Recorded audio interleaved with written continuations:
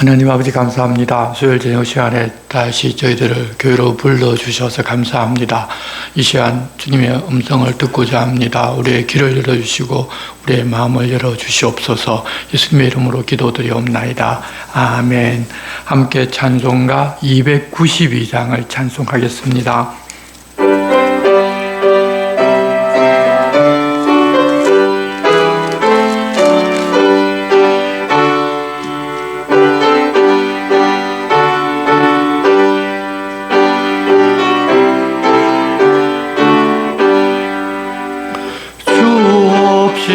살 수 없는 죄인의 구주여, 그 귀한 보배 피로 날 구속하소서.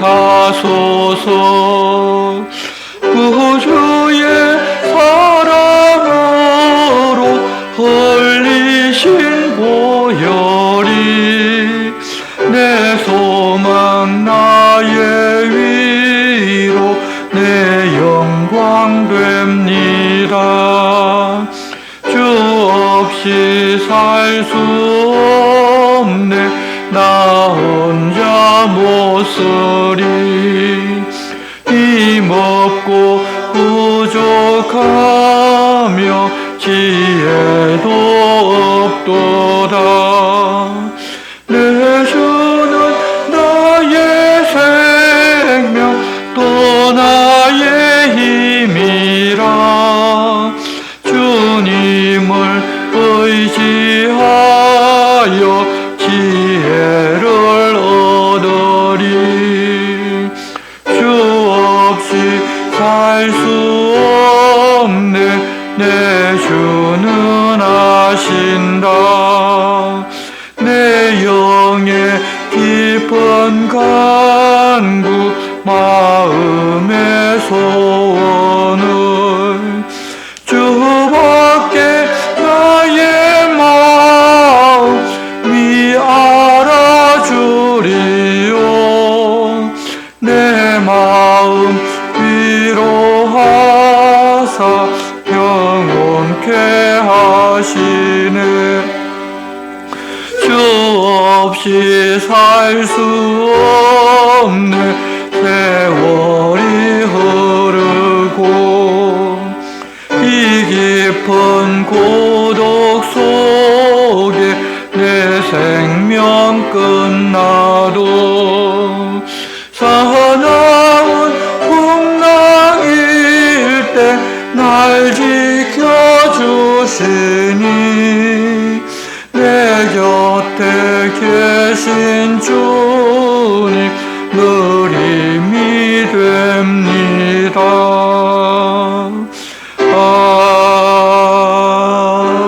아멘. 오늘 우리에게 주시는 말씀은 구약 성경 스가랴서 11장 그리고 12장 말씀입니다. 구약 성경 1321쪽 스가랴 11장 12장 말씀입니다. 11장 1절부터 17절 말씀만 우리가 한 절씩 교독하겠습니다. 레바논아 내 문을 열고 불이 내 백향목을 사르게 하라. 너 산나무여 곡할지어다. 백향목이 접어졌고 아름다운 나무들이 쓰러졌음이로다.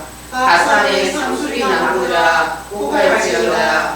무성한 숲이 엎드러졌도다. 목자들의 곡하는 소리가 남이여 그들의 영화로운 것이 쓰러졌음이로다. 어린 사자의 부르짖는 소리가 남이여 이는 요단의 자랑이 쓰러졌음이로다. 여호와 나의 하나님이 계시네. 너는 잡혀 죽을 양떼를 먹이라. 사들인 자들은 그들을 잡아도 죄가 없다 하고 판자들은 말하기를 내가 부유하게 되었은즉 여호와께 찬송하리라 하고 그들의 목자들은 그들을 불쌍히 여기지 아니하는도다. 여호와가 말하노라. 내가 다시는 이 땅 주민을 불쌍히 여기지 아니하고 그 사람들을 각각 그 이웃의 손과 임금의 손에 넘기리니 그들이 이 땅을 칠지라도 내가 그들의 손에서 건져내지 아니하리라 하시기로 내가 잡혀 죽을 양떼를 먹이니 참으로 가련한 양들이라. 내가 막대기 둘을 취하여 하나는 은총이라 하며 하나는 연합이라 하고 양떼를 먹일세. 한 달 동안에 내가 그 세 목자를 제거하였으니 이는 내 마음에 그들을 싫어하였고 그들의 마음에도 나를 미워하였습니다. 내가 이르되 내가 너희를 먹이지 아니하리라. 죽는 자는 죽는 대로 망하는 자는 망하는 대로 나머지는 서로 살을 먹는 대로 두리라 하고 이에 은총이라 하는 막대기를 취하여 꺾었으니 이는 모든 백성들과 새로운 언약을 폐하려 하였습니다. 당일에 곧 폐함에 내 말을 지키던 가련한 양들은 이것이 여호와의 말씀이었던 줄 안지라. 내가 그들에게 이르되 너희가 좋게 여기거든 내 품삯을 내게 주고 그렇지 아니하거든 그만두라. 그들이 곧 은 30개를 갈아서 내 품삯을 삼은지라. 여호와께서 내게 이르시되 그들이 나를 헤아린 바 그 싹을 토기장이에게 던지라 하시기로 내가 곧 그 은 30개를 여호와의 전에서 토기장이에게 던지고 내가 또 연합이라 하는 둘째 막대기를 꺾었으니 이는 유다와 이스라엘 형제의 의리를 끊으려 함이었느니라. 여호와께서 내게 이르시되 너는 또 어리석은 목자의 기구들을 빼앗을지니라. 보라 내가 한 목자를 이 땅에 일으키니 그가 없어진 자를 마음에 두지 아니하며 흩어진 자를 찾지 아니하며 상한 자를 고치지 아니하며 강간한 자를 먹이지 아니하고 오히려 살찐 자의 고기를 먹으며 또 그 굽을 찌르리라. 화 있을진저 양떼를 버린 못된 목자여 칼이 그의 발과 오른쪽 눈에 내리니 그의 발이 아주 마르고 그의 오른쪽 눈이 아주 멀어버릴 것이라 하시니라. 아멘. 우리가 하나님과 함께 살고 하나님의 말씀에 순종해서 사는 것 자체가 복이고 그 마지막에는 이 영생이라는 것이 주어집니다. 지금은 예수님께서 이 땅에 오셔서 이 사실을 다 알려주셔서 아는 사람은 이제 다 압니다. 그런데도 모르는 사람은 그 사실을 전혀 모르고 있습니다. 지금도 모르는 사람들이 더 많은데 교회 다니면서도 그 사실을 모르는 사람들도 있는데 예전 구약시대 이스라엘 백성들에게 그런 내용을 알려준다고 그들이 듣고 이해할 수준이 아닙니다. 그래서 하나님께서는 그들에게는 아주 초보적인 율법을 주고서 그 율법을 지키면서 하나님과 함께 살면 행복을 누린다고 그렇게 알려주셨습니다. 그렇게 이 땅에서 하나님과 함께 복을 누리다 살다 보면 결국은 영원히 하나님과 함께 사는 복도 누리는 것입니다. 그래서 하나님의 복과 그 말씀에 순종할 때 세상의 복을 누린다는 약속을 주셨고 그렇지 아니하고 하나님을 떠나고 멀어지면 하나님께로 돌아오라고 이 세상에서 환난과 고난을 겪을 것이고 그럴 때 다시 돌아서서 하나님께로 오면 이전에 약속하셨던 그 복을 다시 누린다고 알려주고 그들과 그렇게 하기로 계약을 맺었습니다. 그렇지만 사람은 너무도 쉽게 하나님께서 우리에게 약속해 주신 복을 주셨다는 것을 잊어버리고 또 우리 자기가 무엇을 얻게 되면 자기가 열심히 일해서 그렇게 되었다고 생각합니다. 그래서 어떻든지 간에 사람들은 대다수가 다 하나님을 떠나 자기 중심적인 삶을 살아가기가 쉽습니다. 하나님께서는 그럴 때 그들과 계약한 대로 그들의 삶을 어렵게 만드십니다. 하나님께로 돌아오라는 사인을 주신 것입니다. 그런데 하나님과 그런 약속을 했다는 사실을 잊어버리면 하나님께로 돌아서는 것이 아니라 주변에 잘 사는 민족이 믿고 있는 종교가 눈에 들어오게 됩니다. 그리고 그들이 섬기는 신을 섬기면 자기도 그렇게 잘 먹고 잘 살게 될 줄로 알고서 그들과 함께 어울립니다. 이스라엘 백성들도 모두가 다 그리 되어 버렸습니다. 그러면 더 큰 환난이 찾아오는데 하나님께서는 계약서에 근거를 해서 그 계약서 내용대로 그리 하시지만 그런 계약서를 잊어먹었기 때문에 하나님께서는 그렇게 환난만 주시는 분이시고 그래서 자기들이 복을 주는 우상을 더 많이 섬기면 그 우상들이 자기들 문제를 해결해 주고 자기들에게 풍요를 줄까 생각하고 시간이 가면 갈수록 하나님에게서 더 멀리만 가고 선지자를 보내도 안 되고 더는 그들을 가르쳐 돌아서게 할 방법도 결국 없게 되었습니다. 그렇게 해서 환란이 극심하게 되면 자기들이 무엇을 잘못하고 있는 줄을 알아야 하는데 반대로 왜 하나님 자기들을 돌봐주지 않느냐고 하나님 탓을 합니다. 하나님은 선지자를 보내어서 문제 해결 방법을 말씀해 주시면서 그들을 위하여 메시아를 보내주겠다는 소망을 약속으로 주십니다. 그 소망이 없으면 정말 주저앉아서 하나님의 백성이라고 하지만 세상 나라와 똑같이 되어버리기 때문입니다. 그러면서 이제 쉴 틈을 좀 주시면 어지간하면 하나님께로 돌아설 것 같은데 이스라엘 백성들은 돌아서는 것이 아니라 오히려 더 멀리 가버립니다. 그렇게 되어 하나님과 약속한 최고의 징계조차 받게 되었습니다.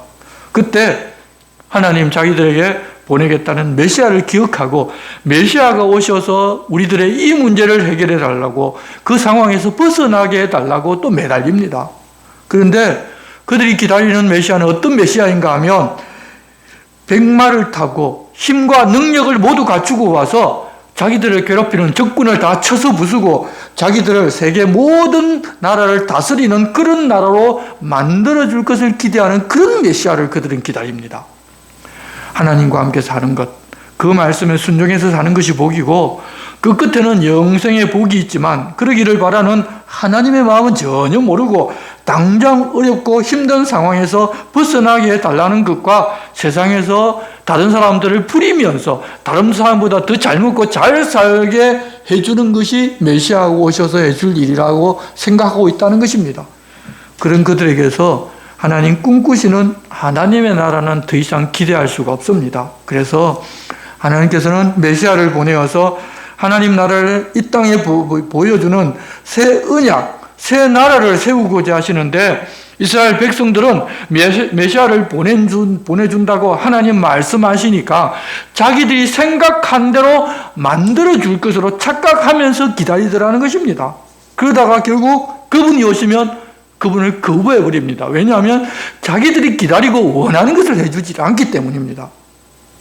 바빌론에서 70년이라는 훈련을 받고 돌아와서도 그러니 하나님의 눈은 메시아가 오고 이 땅에 하나님 나라가 세워질 바로 그때를 보시면서 그 나라 왕이 어떤 모습으로 오실지, 그 나라가 처음에는 세상 나라에 의해서 무시를 당하고 박해도 받겠지만 끝에는 하나님의 영광을 입을 것이라는 것을 계속해서 알려주고 계십니다.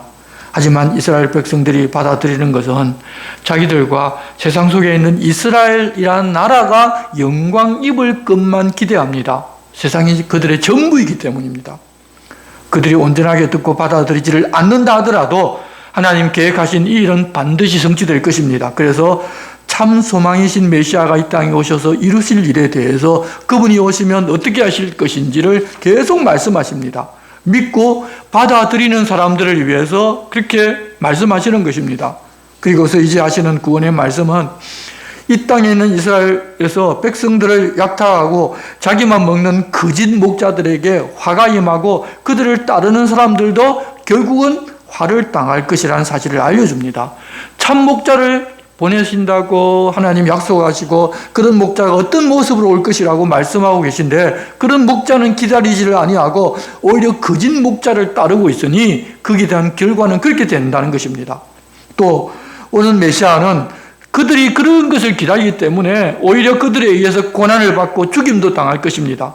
그들을 따르지 아니하고 하나님을 따르고 하나님 보내신 메시아를 따르는 사람들도 역시 고난을 받을 것입니다. 하지만 하나님은 그런 사람들은 반드시 구원하여 참 이스라엘 하나님 나라를 유업으로 주신다는 것도 또 알려주십니다.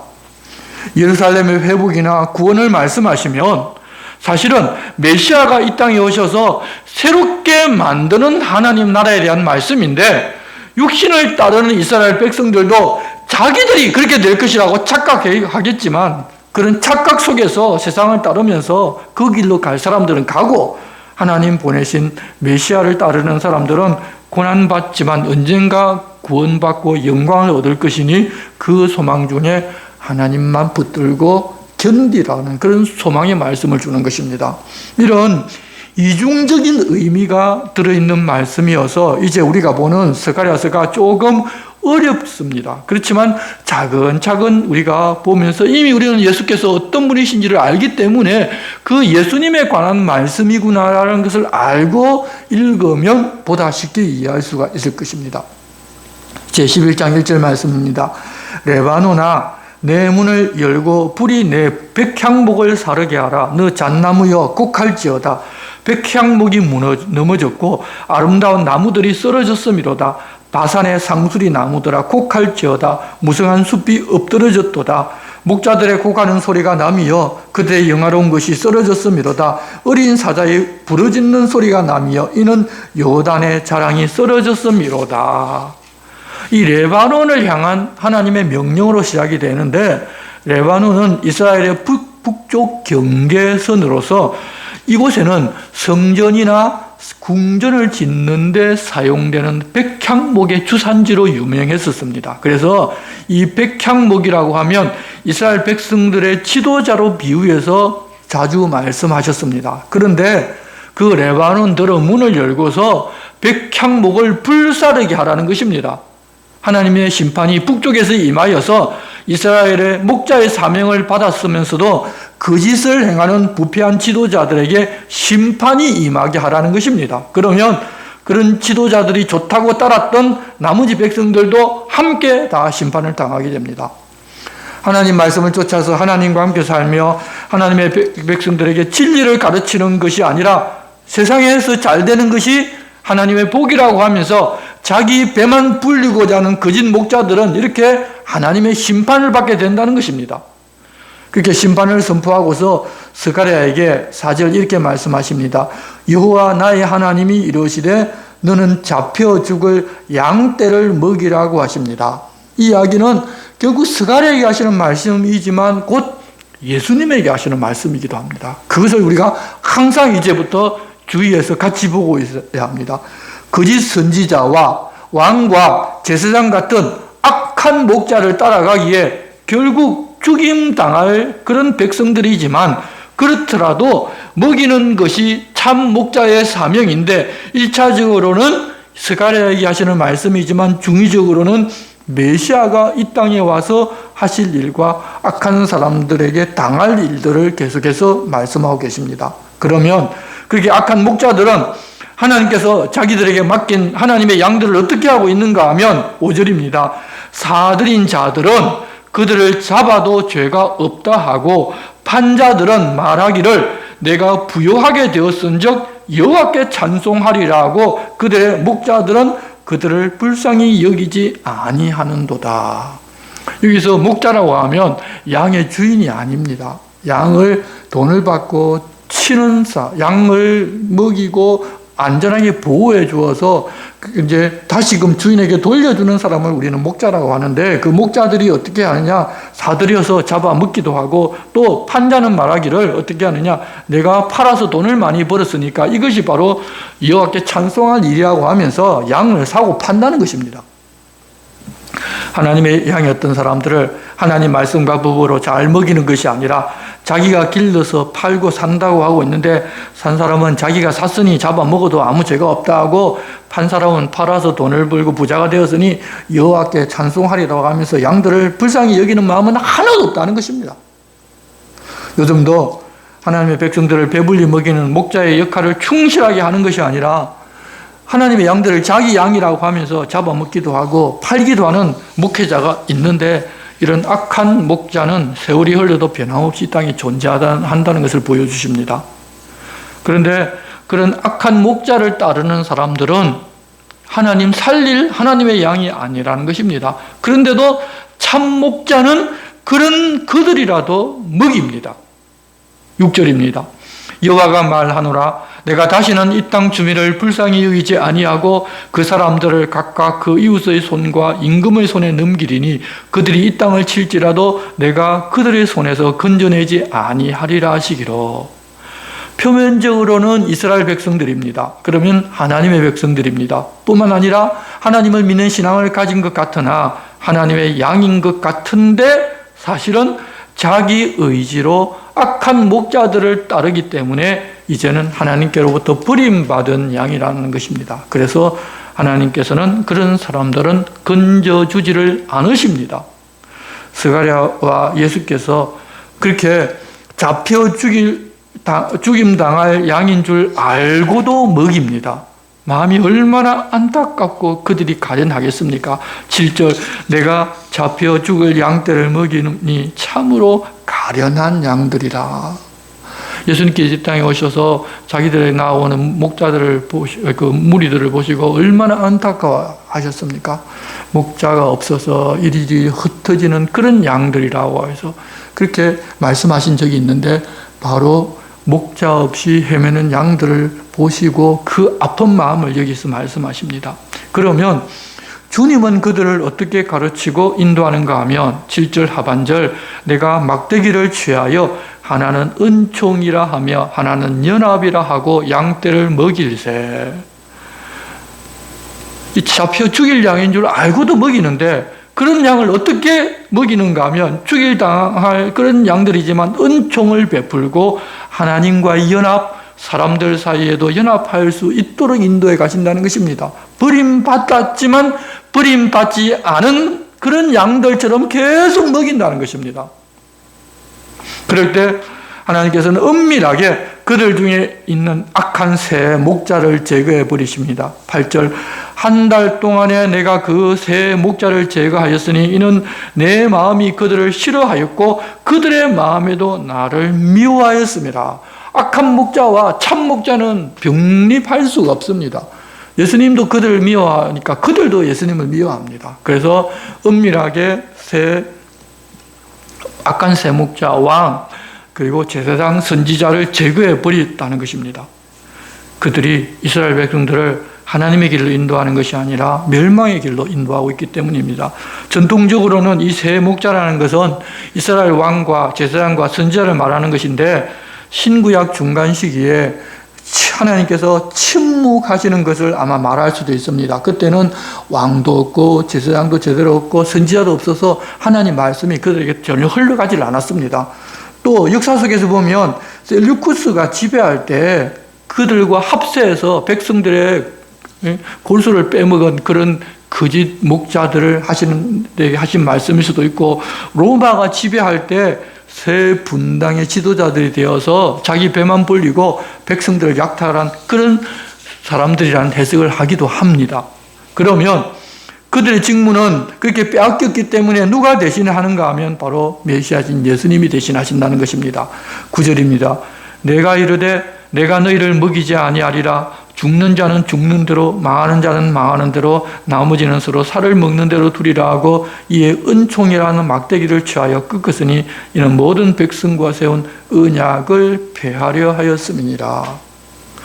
그리고 더는 하나님께서 그들을 먹이지를 아니하고 그냥 세상 사람들처럼 살라고 내버려 두신다는 것입니다. 그리고 그동안 하나님께서 그들에게 베풀었던 은총이라는 막대기를 꺾어버리시는데 그 이야기는 그들과 세웠던 시내산의 언약을 폐하신다는 것입니다. 더 이상 그들을 자기 백성으로 삼아서 돌보는 것을 그만둔다는 것입니다. 그렇게 하시면 10절 당일에 곧 폐함에 내 말을 지키던 가련한 양들은 이것이 여호와의 말씀이었던 줄 안지라.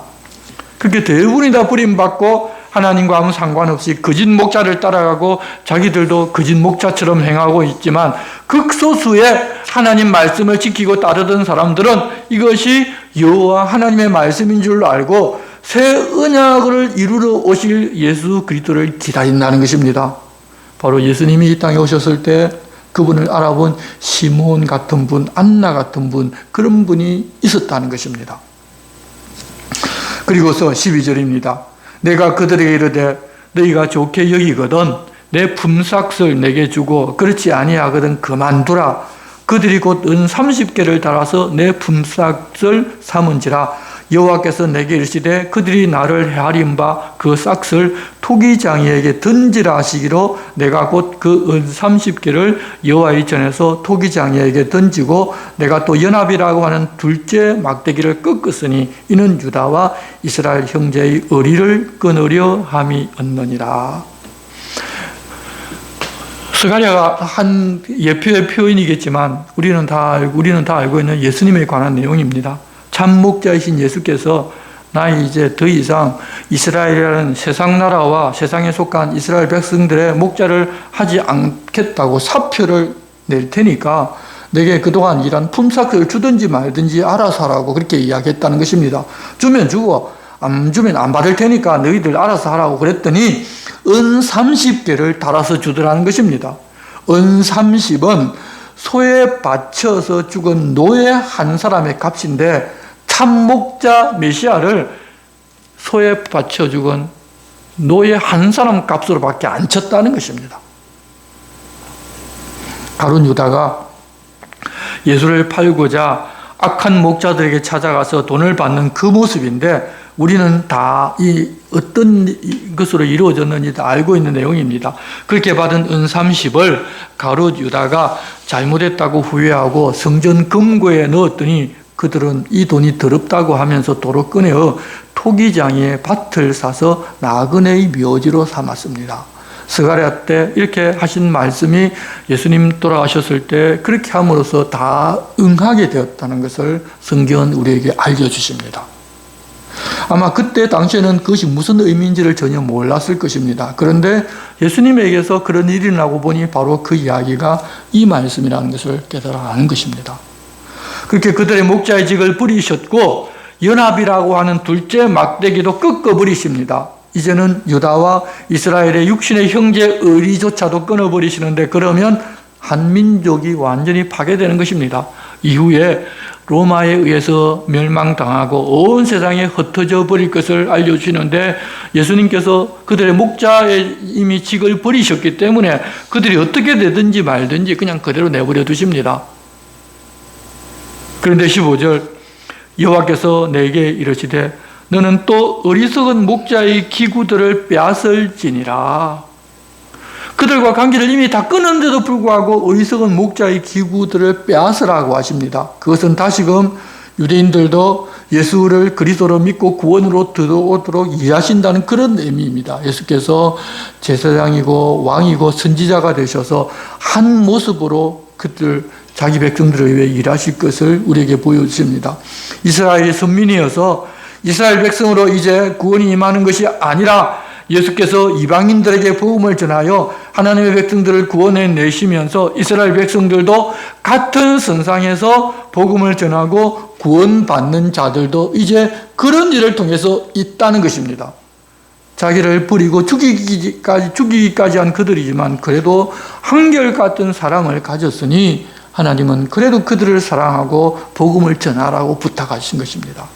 그렇지만 참 목자를 거절하고 그들이 배척해 버렸기 때문에 하나님께서는 그들을 노략질할 목자를 일으켜서 보내준다고 이야기하십니다. 16절입니다.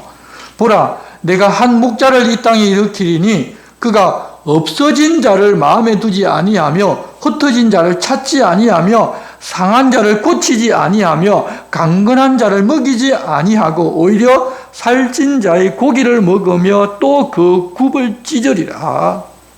이스라엘 왕이거나 제사장이거나 선지자이지만 그들은 와서 이스라엘 백성들을 잡아먹고 약탈하는 일을 한다는 것입니다. 그 결과로 하나님께서는 그들을 심판하실 것입니다.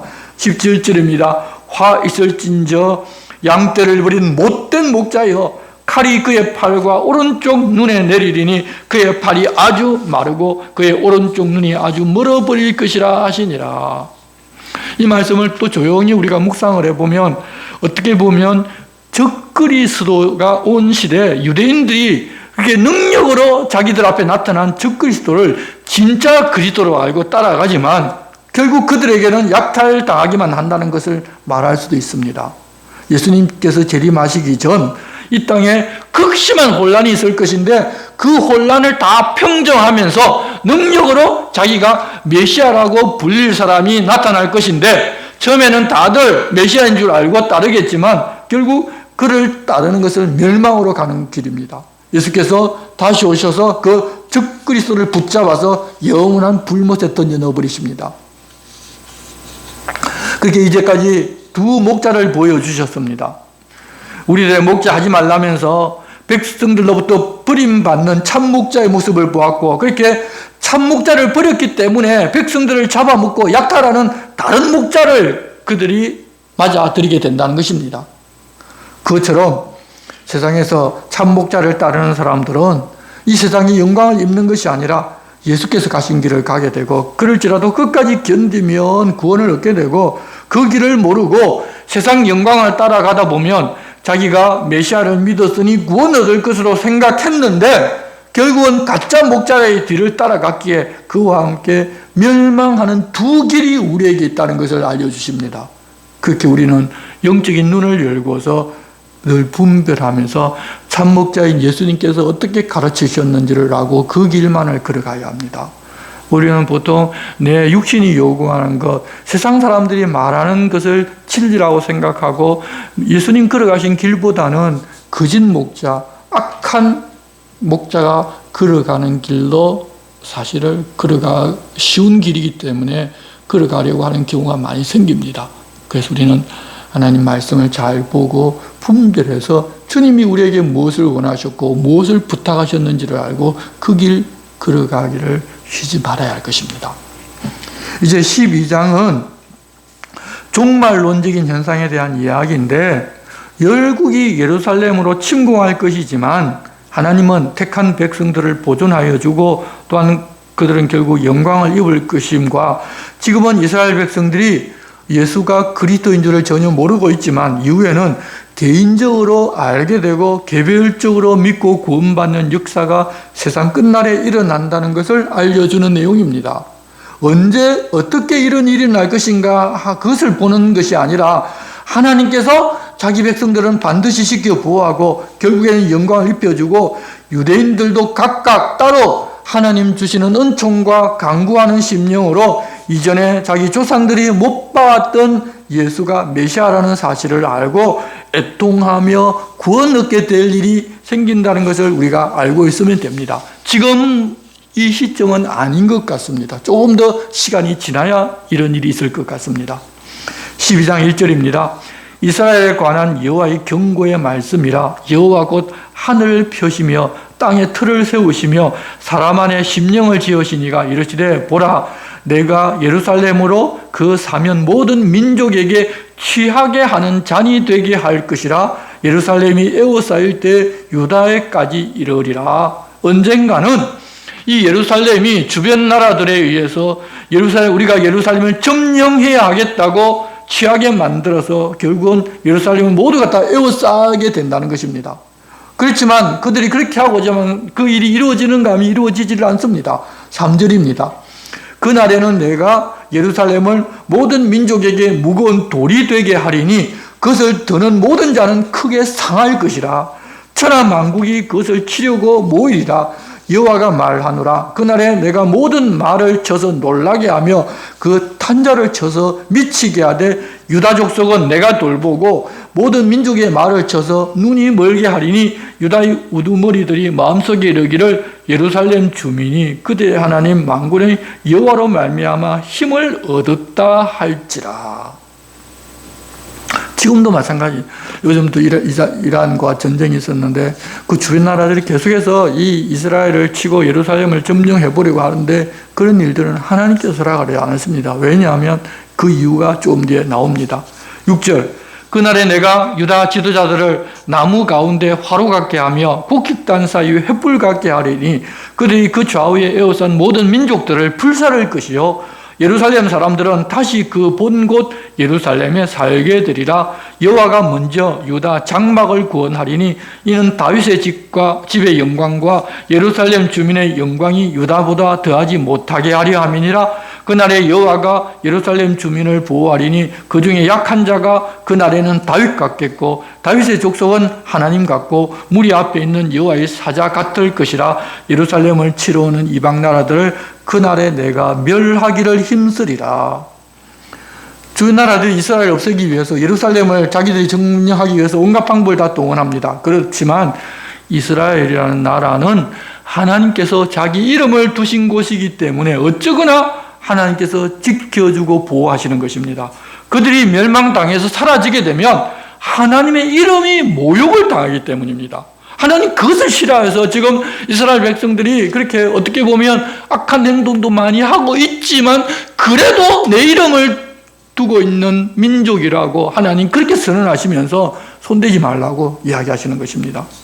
비록 하나님을 그들이 지금은 바르게 알지를 못할지라도 하나님께서 그들을 자기 백성을 삼아서 자기 이름을 그들에게 둔 그 사실은 온 세상이 다 알기 때문에 그렇게 해주시는 것입니다. 그것만으로 여러분 엄청난 복이지 않습니까? 하나님을 알고 하나님의 이름을 내가 가지고 있다는 것 자체가 복입니다. 그런데 우리는 자꾸 그걸 잊어먹습니다. 우리도 하나님의 이름을 가졌다는 그것만으로 복이라는 사실을 결코 잊어서는 안 됩니다. 그렇게 지켜주지만 그들은 아직 그 하나님께서 어떤 분이신지를 바르게 알지를 못합니다. 그러나 이후에 그들은 예수가 누구신지를 깨닫고 개별적으로 애통하며 하나님께로 돌아오게 될 것이라고 알려주십니다. 10절입니다. 내가 다윗의 집과 예루살렘 주민에게 은총과 간구하는 심령을 부어주리니 그들이 그 찌른 바 그를 바라보고 그를 위하여 애통하기를 독자를 위하여 애통하듯 하며 그를 위하여 통곡하기를 장자를 위하여 통곡하듯 하리로다. 그날에 예루살렘에 큰 애통이 있으리니 머깃도 골짜기 하다드림몬에 있던 애통과 같을 것이라. 온 땅 각 족속이 따로 애통하되 다윗의 족속이 따로하고 그들의 아내들이 따로하며 나단의 족속이 따로하고 그들의 아내들이 따로하며 레위의 족속이 따로하고 그들의 아내들이 따로하며 시므이의 족속이 따로하고 그들의 아내들이 따로하며 그 모든 남은 족속도 각기 따로하고 그들의 아내들이 따로하리라. 그때는 민족적인 단위의 부흥이나 회개가 일어나는 것이 아니라 한 사람 한 사람 개인적인 회개가 일어나고 그 회개가 일어나면서 하나님께서 그들의 마음에 은총을 부어서 자기 조상들이 예전에 십자가에 못 박아 죽었던 그 예수가 메시아였다는 것을 비로소 깨달아 알게 되고 그 일을 위하여 그렇게 통곡한다는 것입니다. 왜 통곡을 하느냐? 여러분, 하나님께서 은총과 간구하는 심령을 그들에게 부어주셨기 때문입니다. 그리고 그런 심령을 받았으면 그들은 구원받을 사람들인 것입니다. 바울 사도가 말씀하신 대로 하나님께서 이스라엘을 완전히 버리셨는가 하면 그게 아니라 일시적으로 이방인들에게 복음이 흘러가고 그들이 하나님의 복을 받아 누리는 것을 보고서 시기해서 하나님 앞에 자기 백성들을 돌아오게 하시려는 하나님의 뜻이 계시다고 했는데 세상 끝날에 가면 그런 일이 일어나는 것입니다. 역사를 보고 이 세상에 돌아가는 것을 보면 아직은 그들에게 복음을 전할 때라는 것을 알 수 있습니다. 그들이 이런 일이 다 지나가고 세상 끝이 아니라는 것을 우리는 알 수 있습니다. 그들에게 예수가 그리스도라는 것을 전하려면 문제는 교회가 교회다워야 하고 믿는 사람이 믿는 사람다워야 합니다. 그런데 지금 교회나 믿는 사람들이 물질에 빠져서 이 세상 물질이 전부인 것처럼 살아가면 교회도 물질이 주인인 바벨론에 점령당해서 해야 할 일을 전혀 하지를 못하게 됩니다. 그런 믿는 사람들을 보고서 예수 믿겠다고 나서는 사람이 있겠습니까? 없습니다. 그래서 지금 전도가 그렇게 힘든 것입니다. 왜? 예수 믿는 사람이 예수 믿는 사람 같지가 않았어요입니다.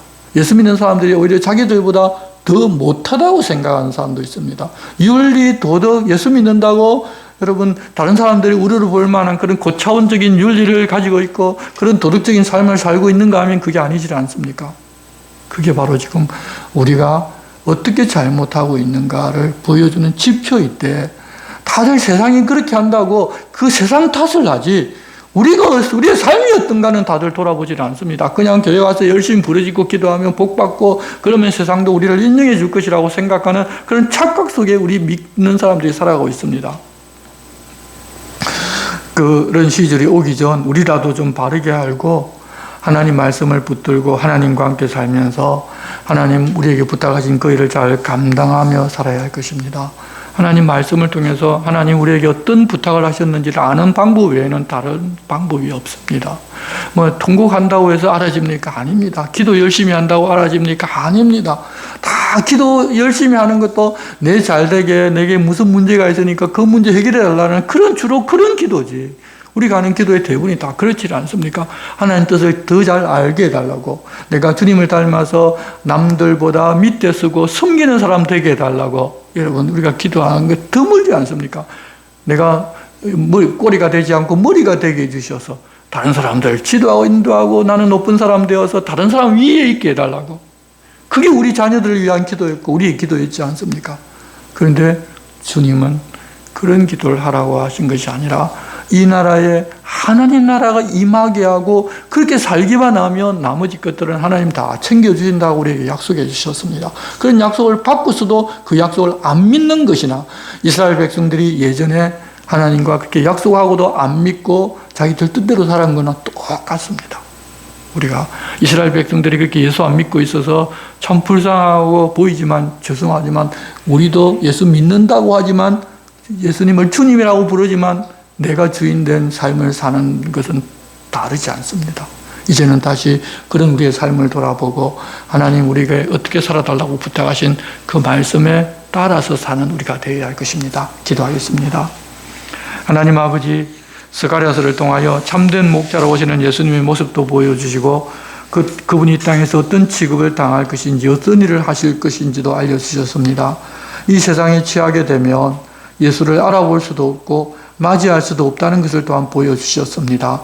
마지막 시대를 향하여 가고 있는 이 시대 저희는 깨어서 하나님 나라를 보고서 하나님 나라 같이 합당하게 살며 우리 삶으로 하나님께 영광 돌리며 예수 그리스도를 삶으로 증거하며 사는 저희들 되게 도와주시옵소서. 예수님의 이름으로 기도드리옵나이다. 아멘. 우리 함께 찬송가 315장을 찬송하겠습니다.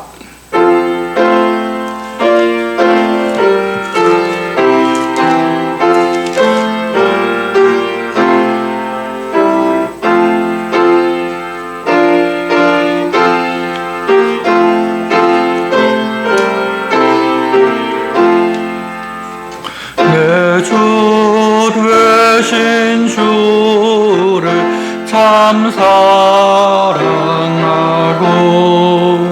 곧 그에게 죄를 다 고합니다.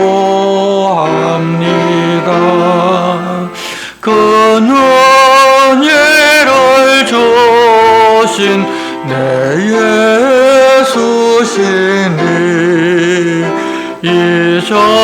이전보다 더욱 사랑합니다. 주 날 사랑하사 구하시려고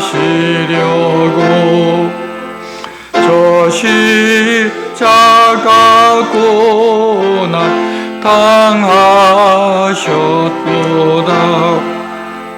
그가 시관 서신 내 주 배우니 이전보다 더욱 사랑합니다. 내 평생에 힘쓸 그 큰 의무는 주 예수의 도를 늘 기림이라. 숨질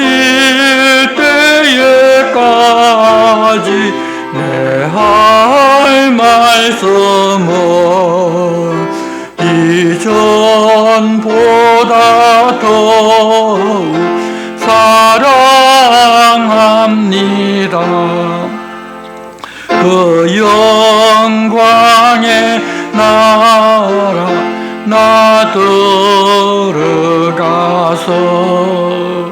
그 풍성한 은혜 늘 감사리.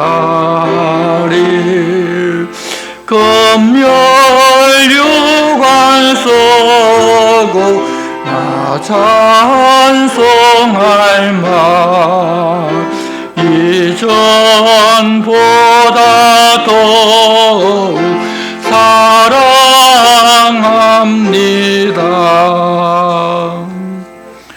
주님 가르치신 기도를 드리겠습니다. 하늘에 계신 우리 아버지, 아버지의 이름을 거룩하게 하시며 아버지의 나라가 오게 하시며 아버지의 뜻이 하늘에서와 같이 땅에서도 이루어지게 하소서. 오늘 우리에게 일용할 양식을 주시고 우리가 우리에게 잘못한 사람을 용서하여 준 것 같이 우리 죄를 용서하여 주시고 우리를 시험에 빠지지 않게 하시고 악에서 구하소서. 나라와 권능과 영광이 영원히 아버지의 것입니다. 아멘.